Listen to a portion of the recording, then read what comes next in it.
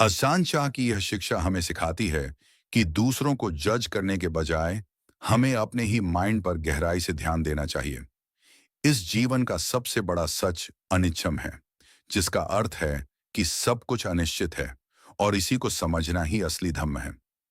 अपनी प्रैक्टिस के दौरान जब भी कोई प्लेजेंट या अनप्लेजेंट एक्सपीरियंस हमारे सामने आए, तो हमें खुद से बस यही कहना चाहिए कि यह श्योर नहीं है और फिर उसे लेट गो कर देना चाहिए।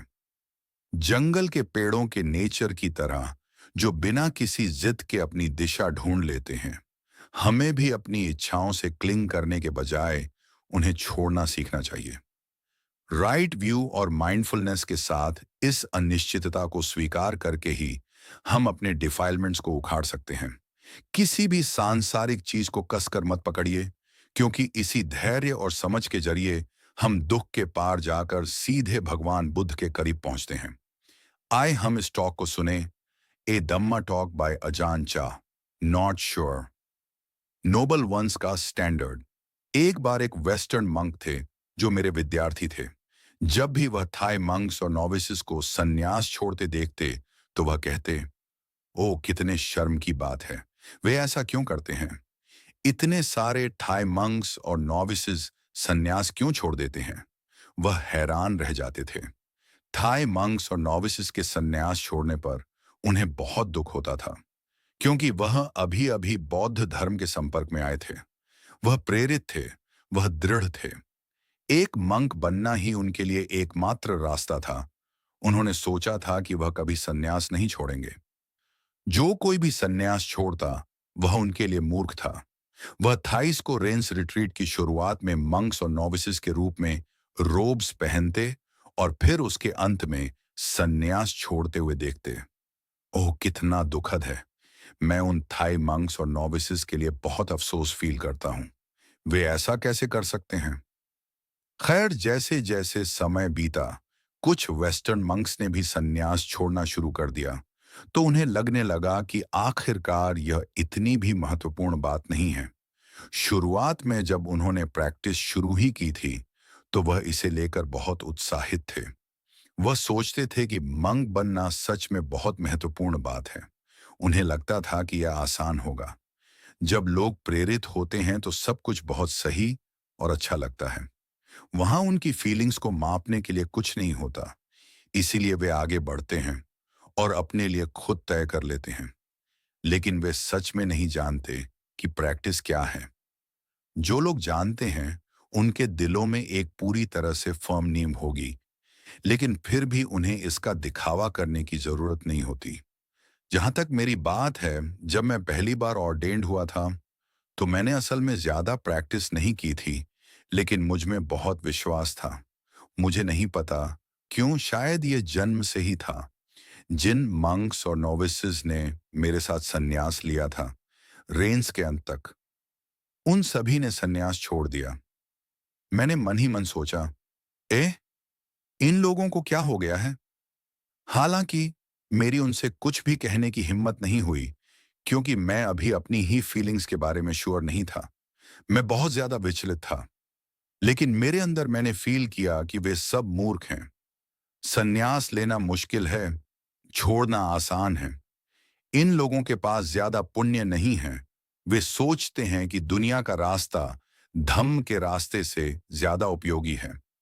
मैंने ऐसा सोचा, लेकिन मैंने कुछ नहीं कहा। मैं बस अपने माइंड को देखता रहा। मैं अपने साथ सन्यास लेने वाले मंक्स को एक के बाद एक सन्यास छोड़ते हुए देखता था। कभी कभी वे सज धज कर दिखावा करने के लिए वापस मोनेस्ट्री आते थे। मैं उन्हें देखता और सोचता कि वे पागल हैं, लेकिन उन्हें लगता था कि वे बहुत अच्छे दिख रहे हैं। जब आप सन्यास छोड़ते हैं, तो आपको यह और वह करना पड़ता है। मैं मन ही मन सोचता कि सोचने का वह तरीका गलत था। हालांकि मैं यह कहता नहीं था, क्योंकि मैं खुद अभी तक अनिश्चित था। मैं अभी भी श्योर नहीं था कि मेरा विश्वास कब तक टिकेगा। जब मेरे सभी दोस्तों ने सन्यास छोड़ दिया, तो मैंने सारी चिंताएं छोड़ दी। अब चिंता करने के लिए कोई बचा ही नहीं था। मैंने पातिमोक्ष उठाया और उसे सीखने में लग गया। मुझे भटकाने और मेरा समय बर्बाद करने वाला कोई नहीं बचा था। इसीलिए मैंने पूरे दिल से प्रैक्टिस की। फिर भी मैंने कुछ नहीं कहा, क्योंकि मुझे फील हुआ कि जीवन भर प्रैक्टिस करना, शायद 70, 80 या 90 साल तक, और बिना डीले पड़े या अपना संकल्प खोए लगातार कोशिश करते रहना, एक बहुत ही मुश्किल काम लगता था। जो संन्यास लेना चाहते थे, वे संन्यास लेते, जो छोड़ना चाहते थे, वे छोड़ देते। मैं बस यह सब देखता रहता। मुझे इस बात से कोई फर्क नहीं पड़ता था कि वे रुके हैं या चले गए। मैं अपने दोस्तों को जाते हुए देखता, लेकिन मेरे अंदर यह फीलिंग थी कि ये लोग क्लियरली नहीं देख पाते। वह वेस्टर्न मंक शायद ऐसा ही सोचता था। वह लोगों को केवल एक रेंस रिट्रीट के लिए मंक्स बनते देखता और परेशान हो जाता। बाद में वह एक ऐसे स्टेज पर पहुंच गए जिसे हम कहते हैं बोर्ड, पवित्र जीवन से बोर्ड हो जाना। उन्होंने प्रैक्टिस को छोड़ दिया और आखिरकार सन्यास भी छोड़ दिया। आप सन्यास क्यों छोड़ रहे हैं? पहले जब आप थाई मंक्स को सन्यास छोड़ते देखते थे तो आप कहते थे, ओह कितनी शर्म की बात है, कितना दुखद, कितना दयनीय है। अब जब आप खुद सन्यास छोड़ना चाहते हैं तो अब आप अफसोस फील क्यों नहीं करते? उन्होंने कोई जवाब नहीं दिया। उन्होंने बस झेंपते हुए मुस्कान दे दी। जब माइंड की ट्रेनिंग की बात आती है तो एक अच्छा स्टैंडर्ड ढूंढना आसान नहीं है यदि आपने अभी तक अपने भीतर एक गवाह डेवलप नहीं किया है। ज्यादातर बाहरी मामलों में हम फीडबैक के लिए दूसरों पर भरोसा कर सकते हैं। वहां स्टैंडर्ड्स और प्रेसिडेंट्स होती हैं। लेकिन जब धम्म को एक स्टैंडर्ड के रूप में इस्तेमाल करने की बात आती है, तो क्या हमारे पास अभी धम्म है? क्या हम सही सोच रहे हैं या नहीं? और भले ही ये सही हो, क्या हम राइटनेस को छोड़ना जानते हैं या हम अभी भी इससे क्लिंगिंग कर रहे हैं? आपको तब तक कॉन्टेम्पलेट करना चाहिए जब तक आप उस बिंदु तक न पहुंच जाएं जहां आप छोड़ देते हैं। यही महत्वपूर्ण बात है। जब तक आप उस बिंदु तक न पहुंच जाएं जहां कुछ भी नहीं बचता, जहां न अच्छा होता है और न ही बुरा, आप उसे दूर फेंक देते हैं। इसका मतलब है कि आप सब कुछ बाहर फेंक देते हैं। अगर सब कुछ चला गया है तो कुछ भी शेष नहीं बचता। अगर कुछ शेष बचता है तो इसका मतलब है कि सब कुछ नहीं गया है। तो माइंड की इस ट्रेनिंग के संबंध में कभी-कभी हम कह सकते हैं कि यह आसान है। यह कहना आसान है, लेकिन करना मुश्किल है, बहुत मुश्किल। यह इस मायने में मुश्किल है कि यह हमारी इच्छाओं के अनुरूप नहीं होता। कभी-कभी ऐसा लगता है जैसे फरिश्ते हमारी मदद कर रहे हों। सब कुछ सही होता है। हम जो कुछ भी सोचते या कहते हैं, वह बिल्कुल सही लगता है। फिर हम जाकर उस राइटनेस से जुड़ जाते हैं और कुछ ही समय में हम गलत दिशा में चले जाते हैं और सब कुछ बुरा हो जाता है। यहीं पर यह मुश्किल है। हमारे पास चीजों को मापने के लिए कोई स्टैंडर्ड नहीं है। जिन लोगों में बहुत विश्वास होता है, जो कॉन्फिडेंस और मान्यता से भरे होते हैं, लेकिन जिनमें विजडम की कमी होती है, वे समाधि में बहुत अच्छे हो सकते हैं, लेकिन उनमें बहुत ज्यादा इंसाइट नहीं हो सकती है। वे हर चीज का केवल एक ही पहलू देखते हैं और बस उसी का पालन करते हैं। वे रिफ्लेक्ट नहीं करते। यह अंधा विश्वास है। बौद्ध धर्म में हम इसे श्रद्धा अधिमोक्ष कहते हैं। उनमें विश्वास तो पूरा होता है, लेकिन वह विजडम से पैदा नहीं होता। लेकिन वे उस समय इसे नहीं देख पाते। वे मानते हैं कि उनके पास विजडम है, इसलिए वे नहीं देख पाते कि वे कहाँ गलत हैं। इसलिए वे 5 शक्तियों बल के बारे में सिखाते हैं। श्रद्धा, वीर्य, सति, समाधि, पඤ्ञा। श्रद्धा कन्विक्शन है। वीर्य लगन से किया गया एफर्ट है। सति रिकलेक्शन है। समाधि माइंड का एकाग्र होना है। पඤ्ञा सब कुछ समेट लेने वाला ज्ञान है। ये मत कहिए कि पඤ्ञा सिर्फ ज्ञान है। पඤ्ञा सब कुछ समेट लेने वाला पूर्ण ज्ञान है। ज्ञानियों ने हमें ये 5 कदम दिए हैं ताकि हम उन्हें जोड़ सकें। सबसे पहले अध्ययन के एक ऑब्जेक्ट के रूप में, फिर हमारी प्रैक्टिस की स्टेट की वास्तविकता को मापने के एक पैमाने के रूप में। उदाहरण के लिए श्रद्धा, कन्विक्शन। क्या हमारे पास कन्विक्शन है? क्या हमने इसे अभी तक विकसित किया है? वीर्य। क्या हमारे पास लगन से किया गया एफर्ट है या नहीं? क्या हमारा एफर्ट सही है या गलत?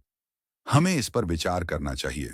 हर किसी के पास किसी न किसी तरह का एफर्ट होता है, लेकिन क्या हमारे एफर्ट में विजडम है या नहीं? सती का भी यही हाल है। एक बिल्ली के पास भी सती होती है। जब वह एक चूहे को देखती है, तो वहां सती होती है। बिल्ली की आंखें चूहे को टकटकी लगाकर देखती हैं। यह एक बिल्ली की सती है। हर किसी के पास सती है। जानवरों के पास यह है, अपराधियों के पास यह है, ज्ञानियों के पास यह है। समाधि, माइंड का एकाग्र होना, यह भी हर किसी के पास होता है। एक बिल्ली के पास भी यह होता है जब उसका माइंड चूहे को पकड़ने और उसे खाने पर फिक्स्ड होता है। उसका एक तय इरादा होता है। बिल्ली की वह सती एक तरह की सती है। समाधि, वह जो कर रही है उस पर तय इरादा, वह भी वहां है। पन्या, ज्ञान, इंसानों के ज्ञान जैसा, वह वैसे ही जानती है जैसे एक जानवर जानता है। उसके पास भोजन के लिए चूहों को पकड़ने लायक ज्ञान होता है। इन 5 चीजों को शक्तियां कहा जाता है। क्या ये 5 शक्तियां राइट व्यू, सम्मा दिट्ठी से पैदा हुई हैं या नहीं? श्रद्धा, वीर्य, सती, समाधि, पंजा, क्या ये राइट व्यू से पैदा हुई हैं? राइट व्यू क्या है? राइट व्यू को मापने के लिए हमारा स्टैंडर्ड क्या है? हमें इसे क्लियरली समझना चाहिए। राइट व्यू, यह समझ है कि ये सभी चीजें अनिश्चित हैं। इसलिए भगवान बुद्ध और सभी नोबल वंस उन्हें कसकर पकड़कर नहीं रखते। वे पकड़ते हैं, लेकिन कसकर नहीं। वे उस पकड़ को अपनी पहचान नहीं बनने देते। वह पकड़ जो बिकमिंग की ओर नहीं ले जाती, वह है जो इच्छाओं से दूषित नहीं है।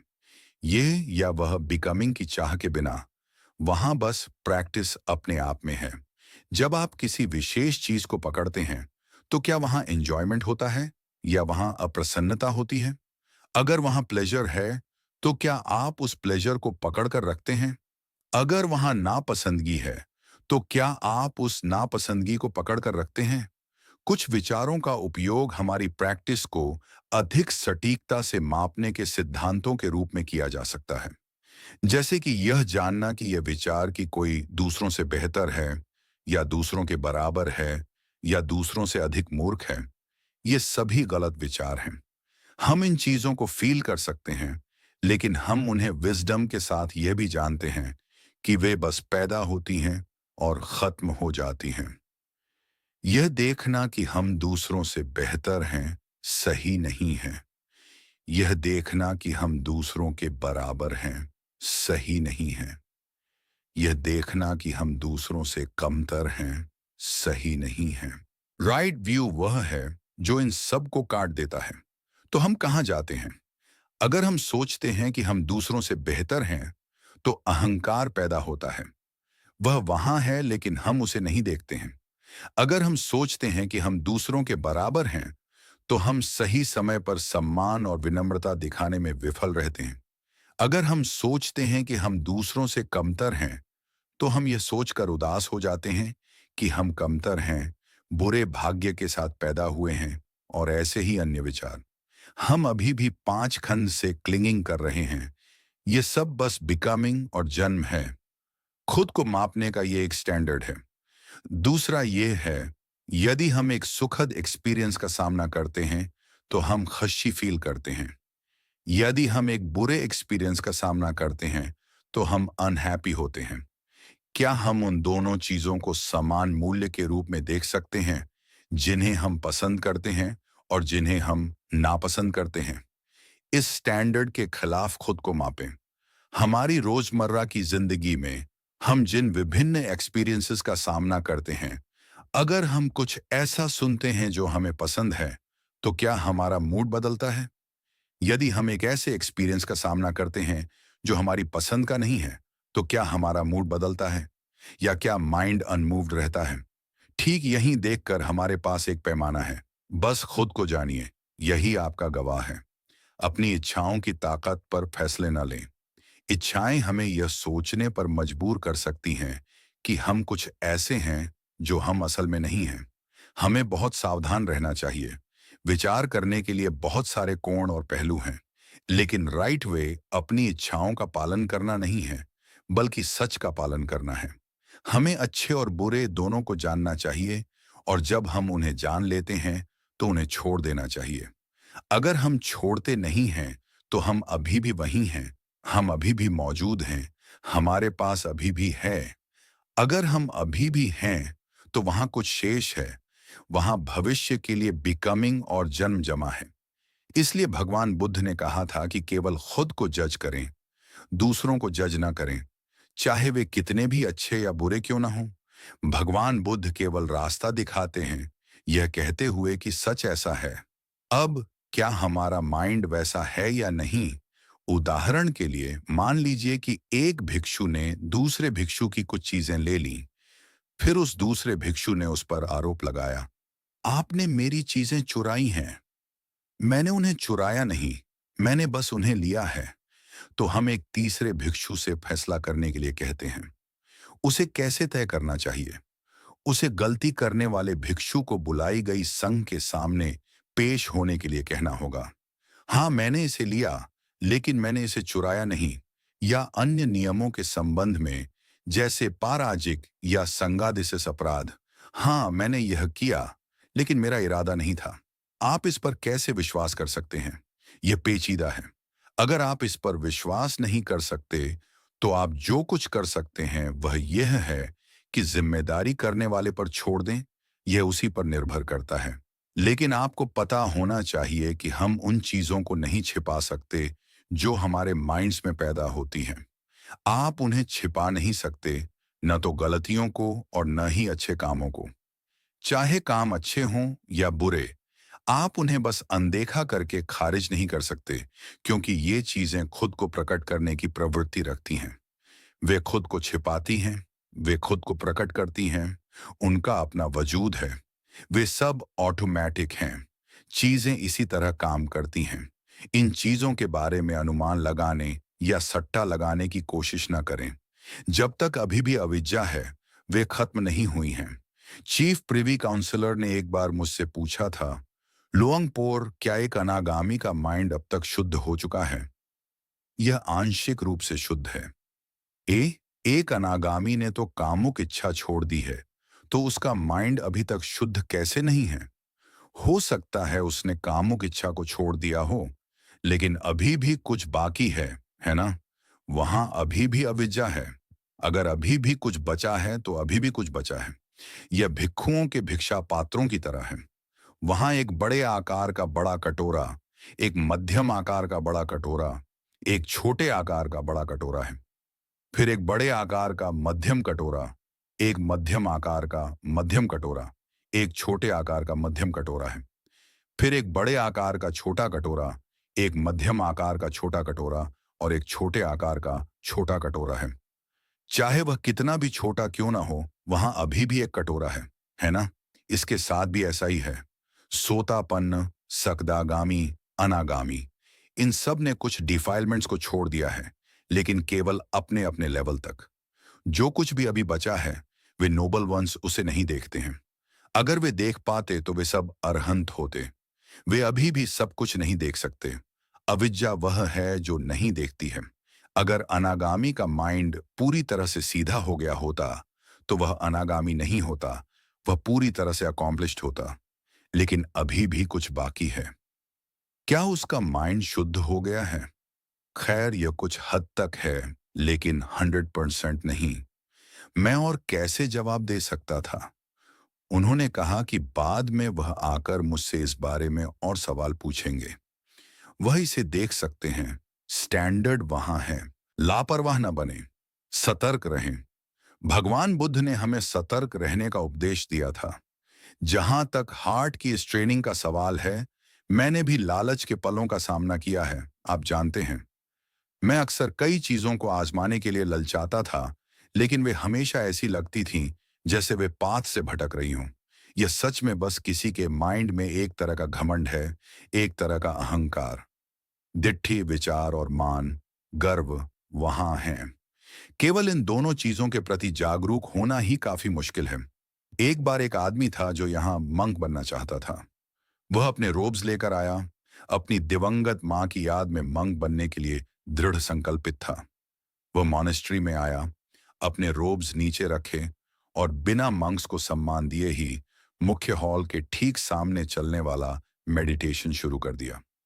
आगे पीछे, जैसे वह सच में अपना कमाल दिखाने वाला हो। मैंने सोचा, ओ तो ऐसे भी लोग होते हैं यहाँ। इसे श्रद्धा अधिमोख कहा जाता है, अंधा विश्वास। उसने सूर्यास्त से पहले इनलाइटेंड होने का दृढ़ निश्चय कर लिया होगा, या ऐसा ही कुछ। उसने सोचा होगा कि यह बहुत आसान होगा। उसने किसी और की तरफ नहीं देखा, बस अपना सिर नीचे रखा और ऐसे चला जैसे उसकी जिंदगी इसी पर निर्भर हो। मैंने बस उसे जारी रखने दिया, लेकिन मैंने सोचा, ओ भाई, तुम्हें लगता है कि यह इतना आसान है या कुछ और? आखिर में मुझे नहीं पता कि वह कितने समय तक रुका। मुझे तो यह भी नहीं लगता कि वह ऑर्डेन्ड हुआ। जैसे ही माइंड कुछ सोचता है, हम उसे बाहर भेज देते हैं। हर बार बाहर भेज देते हैं। हम यह महसूस नहीं करते कि यह बस माइंड का आदतन फैलाव है। यह खुद को विजडम के भेष में छिपा लेता है और मिनट डिटेल में खो जाता है। यह मानसिक फैलाव बहुत चालाक लगता है। अगर हम नहीं जानते तो हम इसे विजडम समझने की गलती कर बैठते। लेकिन जब मुसीबत की घड़ी आती है तो यह असली चीज नहीं होती। जब दुख पैदा होता है तो वह तथाकथित विजडम कहाँ होती है? क्या इसका कोई उपयोग है? आखिरकार यह केवल फैलाव है। इसलिए भगवान बुद्ध के साथ रहें। जैसा कि मैंने पहले कई बार कहा है, अपनी प्रैक्टिस में हमें भीतर की ओर मुड़ना चाहिए और भगवान बुद्ध को खोजना चाहिए। भगवान बुद्ध कहाँ हैं? भगवान बुद्ध आज भी जिंदा हैं। अंदर जाओ और उन्हें खोजो। वह कहाँ हैं? अनिच्छम पर। अंदर जाओ और उन्हें वहां खोजो। जाओ और उनके सामने सिर झुकाओ। अनिच्छम, अनिश्चितता। आप शुरुआत के लिए ठीक वहीं रुक सकते हैं। अगर माइंड आपको यह बताने की कोशिश करता है, मैं अब एक सोतापन्न हूं, तो जाओ और सोतापन्न के सामने सिर झुकाओ। वह खुद आपको बताएगा, यह सब अनिश्चित है। अगर आप किसी सकदागामी से मिलते हैं तो जाकर उसका सम्मान करें। जब वह आपको देखेगा तो वह बस कहेगा, कोई पक्की बात नहीं है। अगर कोई अनागामी है तो जाओ और उसके सामने सिर झुकाओ। वह आपको बस एक ही बात बताएगा, अनिश्चित। अगर आप एक अरहंत से भी मिलते हैं तो जाकर उसके सामने सिर झुकाएं। वह आपको और भी दृढ़ता से बताएगा, यह सब और भी अनिश्चित है। आप नोबल वंस के शब्द सुनेंगे, सब कुछ अनिश्चित है। किसी भी चीज से क्लिंग मत करो। भगवान बुद्ध को बस एक मूर्ख की तरह मत देखिए। चीजों से क्लिंग मत कीजिए। उन्हें बिना छोड़े कसकर मत पकड़िए।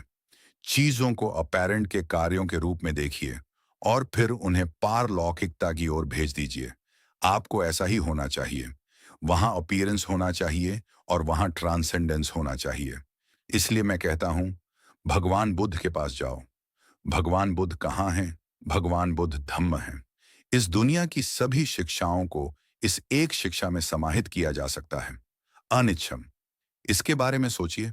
मैंने एक मंक के रूप में 40 से अधिक वर्षों तक खोज की है और मुझे बस यही मिल सका। यह और धैर्यपूर्ण सहनशीलता।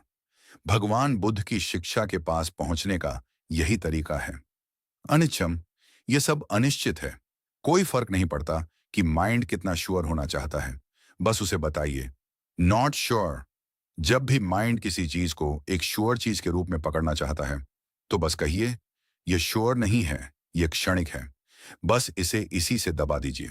भगवान बुद्ध के धम्म का उपयोग करते हुए यह सब इसी पर आ जाता है। ऐसा नहीं है कि यह केवल एक क्षणिक घटना है। चाहे खड़े हों, चल रहे हों, बैठे हों या लेटे हों, आप हर चीज को उसी तरह देखते हैं। चाहे पसंद पैदा हो या नापसंद पैदा हो, आप उस सब को एक ही तरह से देखते हैं। यह भगवान बुद्ध के करीब पहुंचना है, धम्म के करीब पहुंचना है। अब मैं फील करता हूं कि प्रैक्टिस करने का यह एक अधिक मूल्यवान तरीका है। शुरुआती दिनों से लेकर आज तक मेरी सारी प्रैक्टिस ऐसी ही रही है। मैंने असल में शास्त्रों पर भरोसा नहीं किया, लेकिन फिर मैंने उनकी उपेक्षा भी नहीं की। मैंने किसी शिक्षक पर भरोसा नहीं किया, लेकिन फिर मैं बिल्कुल अकेला भी नहीं चला। मेरी प्रैक्टिस पूरी तरह से न यह और न वह थी। सच कहूं तो यह खत्म करने का मामला है। यानी प्रैक्टिस को अपनाकर अंत तक प्रैक्टिस करना और फिर उसे पूरा होते हुए देखना, अपैरेंट को देखना और पारलौकिकता को भी देखना। मैंने इस बारे में पहले भी बात की है, लेकिन आप में से कुछ लोग इसे फिर से सुनने में इंटरेस्टेड हो सकते हैं।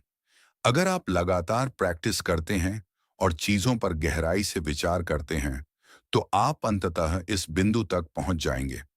सबसे पहले आप आगे जाने की जल्दी करते हैं, वापस आने की जल्दी करते हैं और रुकने की जल्दी करते हैं। आप इस तरह प्रैक्टिस करना जारी रखते हैं जब तक कि आप उस बिंदु तक नहीं पहुंच जाते जहां ऐसा लगता है कि आगे जाना यह नहीं है, वापस आना यह नहीं है और रुकना भी यह नहीं है। यह खत्म हो गया है, यही अंत है। इससे ज्यादा किसी चीज की उम्मीद मत कीजिए, यह यहीं खत्म हो जाता है। खीणास वह जो पूरा हो चुका है, वह आगे नहीं जाता, पीछे नहीं हटता और रुकता नहीं है। वहां कोई रुकना नहीं है, कोई आगे जाना नहीं है और कोई वापस आना नहीं है। यह खत्म हो गया है। इस पर विचार करें, इसे अपने माइंड में क्लियरली रियलाइज करें। ठीक वहीं आप पाएंगे कि सच में वहां कुछ भी नहीं है। यह आपके लिए पुराना है या नया, यह आप पर, आपकी विजडम और विवेक पर निर्भर करता है। जिसके पास कोई विजडम या विवेक नहीं है, वह इसे समझ नहीं पाएगा। जरा पेड़ों को देखिए, जैसे आम या कटहल के पेड़। यदि वे एक झुरमुट में उगते हैं, तो एक पेड़ पहले बड़ा हो सकता है और फिर बाकी पेड़ झुक जाएंगे, उस बड़े पेड़ से बाहर की ओर बढ़ेंगे। ऐसा क्यों होता है? उन्हें ऐसा करने के लिए कौन कहता है? यह नेचर है। नेचर में अच्छा और बुरा दोनों, सही और गलत दोनों शामिल हैं। यह या तो सही की ओर झुक सकता है या गलत की ओर झुक सकता है। यदि हम किसी भी तरह के पेड़ों को बिल्कुल पास पास लगाते हैं, तो जो पेड़ बाद में परिपक्व होते हैं, वे बड़े पेड़ से दूर अपनी शाखाएं फैलाएंगे। ये कैसे होता है? इसे इस प्रकार कौन तय करता है? ये नेचर है या धम्म है? इसी तरह तण्हा, इच्छा हमें दुख की ओर ले जाती है। अब यदि हम इस पर कॉन्टेम्पलेट करते हैं, तो यह हमें इच्छा से बाहर ले जाएगी, हम तण्हा से आगे बढ़ जाएंगे। तण्हा की जांच करके हम उसे हिला देंगे, उसे धीरे धीरे हल्का और हल्का कर देंगे, जब तक कि वह पूरी तरह से खत्म न हो जाए। पेड़ों की तरह ही, क्या कोई उन्हें उस तरह से बढ़ने का आदेश देता है जैसे वे बढ़ते हैं? वे बात नहीं कर सकते या इधर उधर घूम नहीं सकते, और फिर भी वे जानते हैं कि बाधाओं से दूर कैसे बढ़ना है। जहां कहीं भी तंग और भीड़ होती है और बढ़ना मुश्किल होगा, वे बाहर की ओर झुक जाते हैं। ठीक यही धम्म है। हमें बहुत सारी चीजों देखने की जरूरत नहीं है। जो चतुर है वह इसमें धम्म को देखेगा। पेड़ नेचर से कुछ नहीं जानते, वे नेचुरल नियमों पर कार्य करते हैं।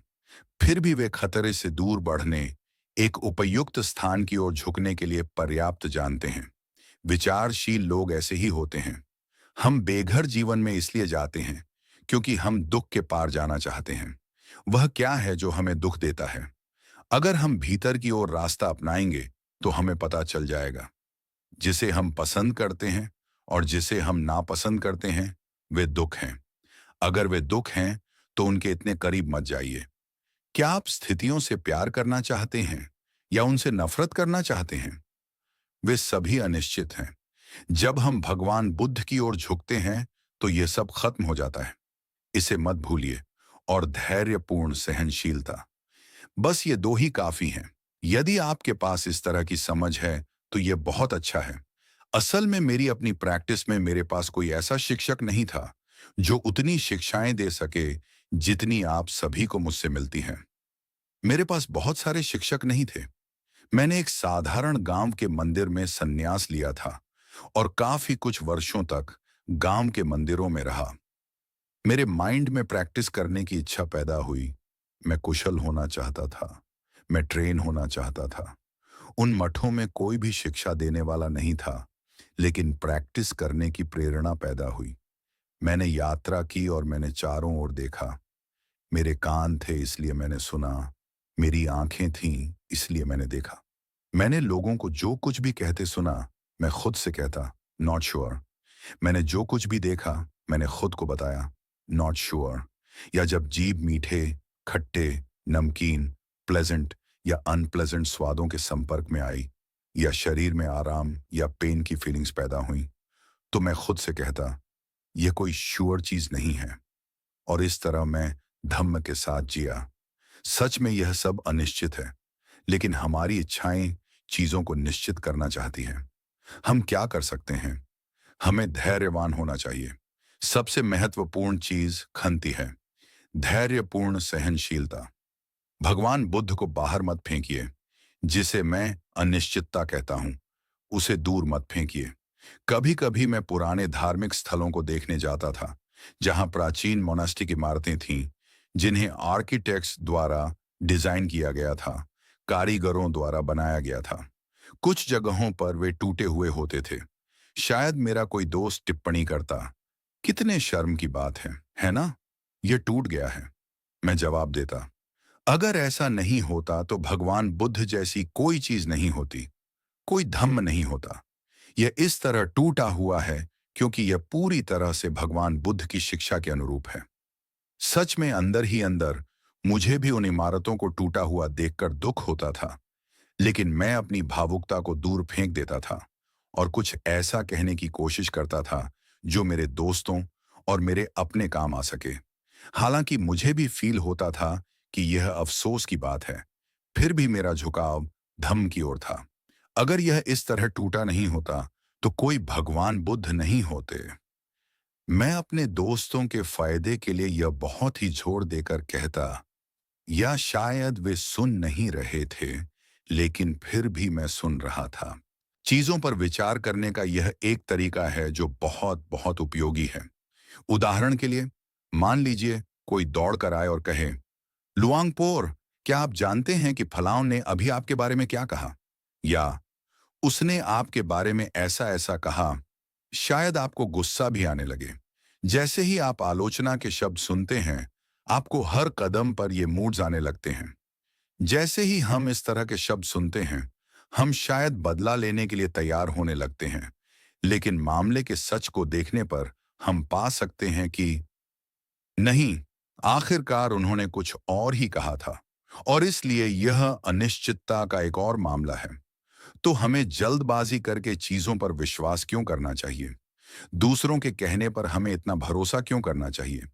हम जो कुछ भी सुने, हमें उस पर ध्यान देना चाहिए, धैर्यवान रहना चाहिए, मामले को ध्यान से देखना चाहिए, सीधे बने रहना चाहिए। ऐसा नहीं है कि हमारे माइंड में जो कुछ भी आता है, उसे हम किसी तरह के सच के रूप में लिख लेते हैं।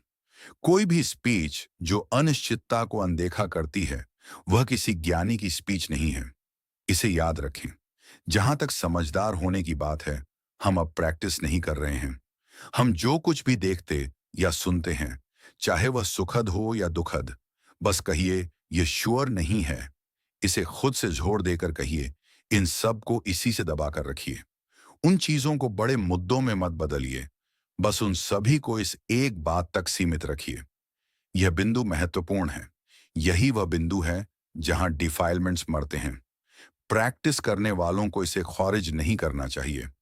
अगर आप इस बिंदु की उपेक्षा करते हैं, तो आप केवल दुख की उम्मीद कर सकते हैं, केवल गलतियों की उम्मीद कर सकते हैं। यदि आप इसे अपनी प्रैक्टिस का आधार नहीं बनाते हैं, तो आप गलत दिशा में जाने वाले हैं। लेकिन फिर आप बाद में फिर से सही रास्ते पर आ जाएंगे, क्योंकि यह सिद्धांत सच में बहुत अच्छा है। असल में असली धम्म, जो कुछ मैं आज कह रहा हूं, उसका सार इतना रहस्यमय नहीं है। आप जो कुछ भी एक्सपीरियंस करते हैं, वह केवल फॉर्म है, केवल फीलिंग है, केवल धारणा है, केवल संकल्प है और केवल कॉन्शियसनेस है। केवल ये बुनियादी गुण हैं। उनके भीतर कोई निश्चितता कहाँ है? यदि हम इस तरह चीजों के सच्चे नेचर को समझने लगते हैं, तो वासना, इन्फैचुएशन और अटैचमेंट दूर हो जाते हैं। वे दूर क्यों हो जाते हैं? क्योंकि हम समझते हैं, हम जानते हैं। हम इग्नोरेंस से समझ की ओर बढ़ते हैं। समझ इग्नोरेंस से पैदा होती है। जानना न जानने से पैदा होता है। पवित्रता डिफाइलमेंट से पैदा होती है। यह इस तरह काम करता है। इनानिचन, भगवान बुद्ध को नहीं छोड़ना। भगवान बुद्ध अभी भी जिंदा हैं, यह कहने का यही मतलब है।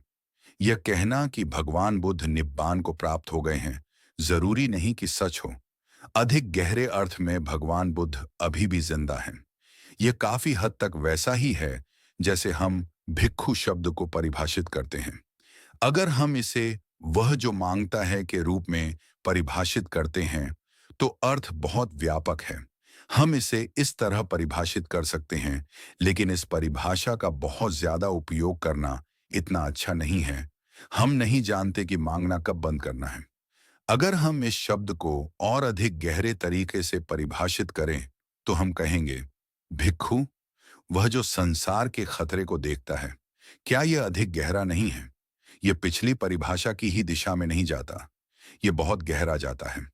धम्म की प्रैक्टिस ऐसी ही है। यदि आप इसे पूरी तरह से नहीं समझते हैं, तो यह फिर से कुछ और बन जाता है। यह अनमोल हो जाता है, यह शांति का एक स्रोत बन जाता है।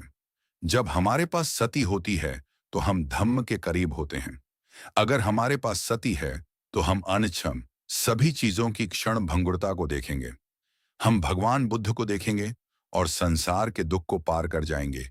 यदि अभी नहीं, तो भविष्य में कभी। यदि हम नोबल वंस भगवान बुद्ध या धम्म के गुण को दूर फेंक देते हैं, तो हमारी प्रैक्टिस बंजर और निष्फल हो जाएगी। हमें अपनी प्रैक्टिस को लगातार बनाए रखना चाहिए, चाहे हम काम कर रहे हों या बैठे हों या बस लेटे हों। जब आंख फॉर्म को देखती है, कान आवाज को सुनता है, नाक एक ओडर सूंघती है, जीभ एक स्वाद छकती है, या शरीर सेंसेशन को एक्सपीरियंसेस करता है, सभी चीजों में भगवान बुद्ध को दूर मत फेंकिए, भगवान बुद्ध से मत भटकिए। ये वह होना है जो भगवान बुद्ध के करीब आ गया है, जो लगातार भगवान बुद्ध का सम्मान करता है। हमारे पास भगवान बुद्ध का सम्मान करने के लिए समारोह होते हैं, जैसे सुबह अरहम सम्मा संबुद्धो भगवा का जाप करना। यह भगवान बुद्ध का सम्मान करने का एक तरीका है, लेकिन यह भगवान बुद्ध का इतने गहरे तरीके से सम्मान करना नहीं है, जैसा कि मैंने यहाँ वर्णन किया है। यह उस शब्द भिक्खु के समान ही है। अगर हम इसे वह जो मांगता है के रूप में परिभाषित करते हैं, तो वे मांगते ही रहते हैं, क्योंकि इसे इसी तरह परिभाषित किया गया है। इसे सबसे अच्छे तरीके से परिभाषित करने के लिए हमें कहना चाहिए, भिक्खु वह जो संसार के खतरे को देखता है। अब भगवान बुद्ध का सम्मान करना भी वैसा ही है। सुबह और शाम एक समारोह के रूप में केवल पाली वाक्यों का पाठ करके भगवान बुद्ध का सम्मान करना भिक्खु शब्द को वह जो मांगता है के रूप में परिभाषित करने के बराबर है। यदि हम अनिच्छम, दुखम और अनत्ता की ओर झुकते हैं, जब भी आंख फॉर्म को देखती है, कान आवाज को सुनता है, नाक एक ओडर सूंघती है, जीभ एक स्वाद छकती है, शरीर सेंसेशन को एक्सपीरियंसेस करता है, या माइंड हर समय मेंटल इंप्रेशंस को जानता है, तो यह भिक्खु शब्द को वह जो संसार के खतरे को देखता है के रूप में परिभाषित करने के बराबर है। यह बहुत अधिक गहरा है, बहुत सारी चीजों को काट देता है। यदि हम इस शिक्षा को समझते हैं, तो हम विजडम और समझ में बढ़ेंगे। इसे पटिपदा कहा जाता है। प्रैक्टिस में इस नजरिए को डेवलप करें और आप सही पाथ पर होंगे। यदि आप इस तरह सोचते हैं और विचार करते हैं, भले ही आप अपने शिक्षक से दूर हों, फिर भी आप उनके करीब होंगे। यदि आप शारीरिक रूप से शिक्षक के करीब रहते हैं, लेकिन आपका माइंड अभी तक उनसे नहीं मिला है, तो आप अपना समय या तो उनके दोष ढूंढने में या उनकी चापलूसी करने में बिताएंगे।